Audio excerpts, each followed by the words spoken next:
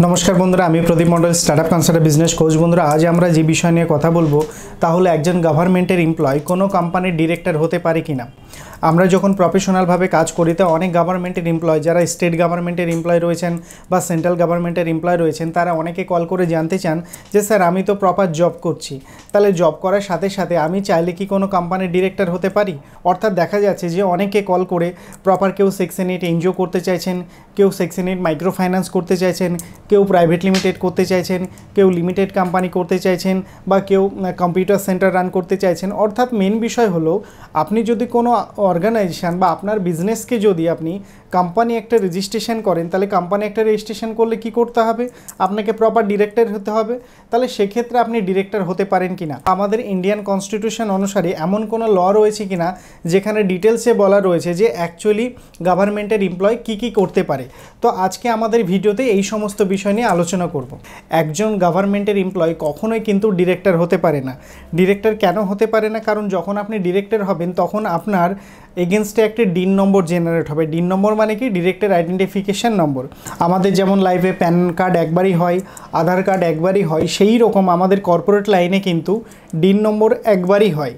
তো সেক্ষেত্রে সেই ডিন নম্বর যদি জেনারেট হয়ে যায় তাহলে কি বললাম, আইপিসি 168 অ্যাক্ট অনুসারে আপনার 1 বছরের জেল অথবা 2 বছরের জেল অথবা কিন্তু আপনার ফাইন হতে পারে।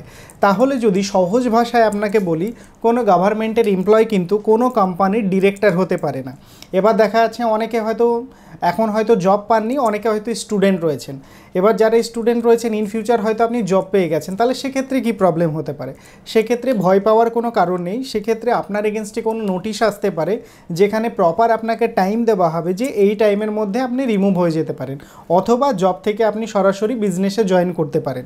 তো সেক্ষেত্রে এই রকম সিচুয়েশন যদি আপনার ক্ষেত্রে ক্রিয়েট হয় তাহলে আপনি খুব ইজিলি কিন্তু রিমুভ হয়ে যেতে পারেন। অর্থাৎ আপনি কোনো কোম্পানির যদি ডিরেক্টর হয়ে থাকেন এবং মিডিলে যদি জব পেয়ে যান তাহলে আপনি চাইলে একদিনে রিমুভ হয়ে যেতে পারেন। তার মানে একদিনে আপনি বেরিয়ে যাচ্ছেন, তাহলে আপনার লিগালি কোনো প্রবলেম নেই। এবার সেকেন্ড যে বিষয়টা বলতে চাইছি যে আপনি মনে করুন গভর্নমেন্ট এমপ্লয় রয়েছেন এবং এর সাথে সাথে আপনার মনের ইচ্ছে রয়েছে বা আপনার স্বপ্ন রয়েছে যে আপনি একটি কোনো কোম্পানি করবেন বা কোনো সেকশন 8 এনজিও করবেন বা আপনি কোনো মাইক্রো ফাইন্যান্স করবেন। তাহলে এক্ষেত্রে কি অপশান রয়েছে, এক্ষেত্রে অপশান হচ্ছে আপনি ডিরেক্টর হতে পারবেন না, আপনি সরাসরি শেয়ার হোল্ডার হতে পারবেন। তাহলে আপনাকে বুঝতে হবে যে শেয়ার হোল্ডার অ্যাকচুয়ালি কি। যখন আপনি কোম্পানি রান করবেন তখন আমাদের মাথায় একটি বিষয় থাকে যে কোম্পানির মেন মালিককে।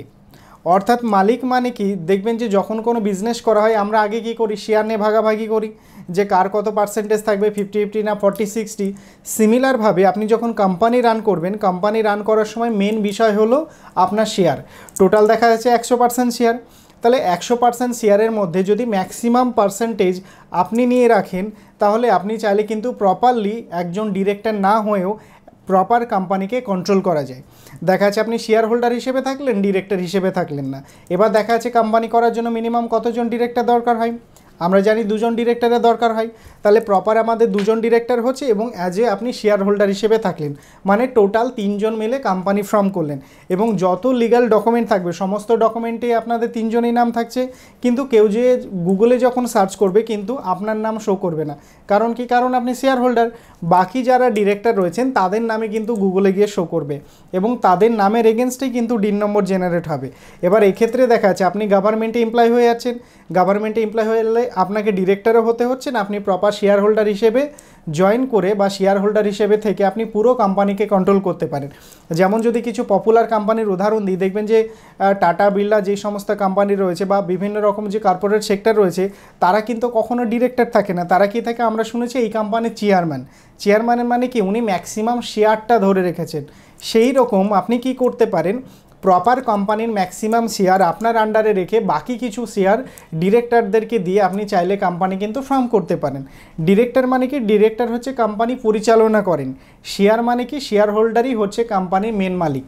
আবারও বলছি, কোম্পানির শেয়ার হোল্ডারই হচ্ছে কোম্পানির মেন মালিক, ডিরেক্টর কিন্তু মালিক নয়। প্লাস ডিরেক্টর প্লাস শেয়ার হোল্ডারও কিন্তু হতে পারে। তো এই ক্ষেত্রে যারা গভর্নমেন্টের এমপ্লয় রয়েছেন তারা সরাসরি ডিরেক্টর না হয়ে আপনি শেয়ার হোল্ডার হিসেবে একটি কোম্পানি কিন্তু ফর্ম করতে পারেন। এই ধরনের ভ্যালুয়েবল ভিডিও দেখার জন্য আপনি গুগলিমার চ্যানেলকে সাবস্ক্রাইব করুন এবং এই সমস্ত বিষয় নিয়ে যদি আরও কোনো ডিটেলসে প্রশ্ন থাকে তাহলে আমাদের বোর্ডলাইন নম্বরে কল করে A to Z জানতে পারেন। ভিডিওটি শেষ পর্যন্ত দেখার জন্য অসংখ্য ধন্যবাদ। আপনার দিনটি শুভ হোক।